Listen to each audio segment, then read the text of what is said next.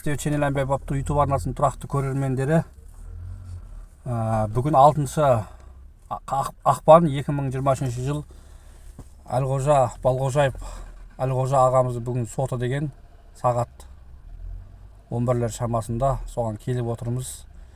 Айналаның бәрі полиция қызметкерлері, органдағы адамдар ішкі түйсік бір нәрсені сезіп отыр. Дегенмен бүгінгі сотта қандай үкім шығады, қандай шешім шығады, соны сіздерге ақпарат ретінде барынша көрсететін боламыз. Пікір алаңына өз пікірлеріңізді жазып қалдыруды да ешқашан ұмытпаңыздар. Тікелей эфирде Абзал Або YouTube арнасында сот процесі шығады, соған қарап ақпарат беретін боламыз. Бізбен бірге болыңыздар, ағайындар. Мінекей Балғожаев Әлғожа ағамыздың бүгін соты 6 ақпан 2023 жыл келген адамдар. Қазір сот болайын деп жатыр. Соттың шешімінде сіздерге назарларыңызға ұсынатын боламыз, ақпарат ретінде, ағайындар. Мінекей сотқа сыймай қалған адамдар соттың үкімін күтіп жатыр қазір. Түркістан қалалық соты. Балғожаев Әлғожа ағамыз сотына келген және сот залына сыймай қалған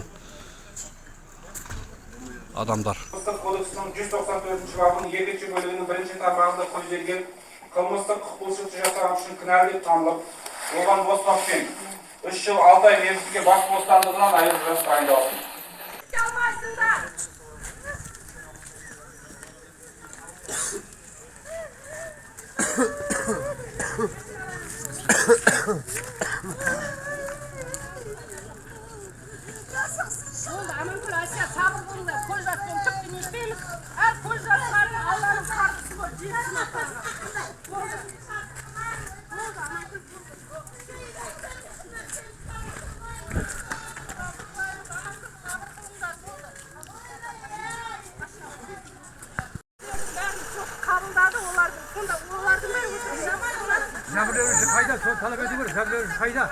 Келген жоқ қой, ол ешқандай келген жоқ. Оны келтірмейді ғой, келтірмейді.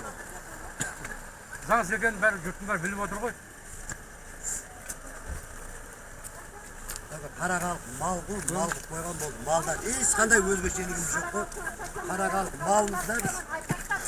Малда өзгешелігі жоқ та қалыпты қарағалық. Шыққанға өмір керек, мысқал ойын керек деген ғой, бұл сонда болып тұр ғой. Біреу ойнап отыр сыртынан. Тапсырма ойнап отыр. Біреудің тағдыры бол.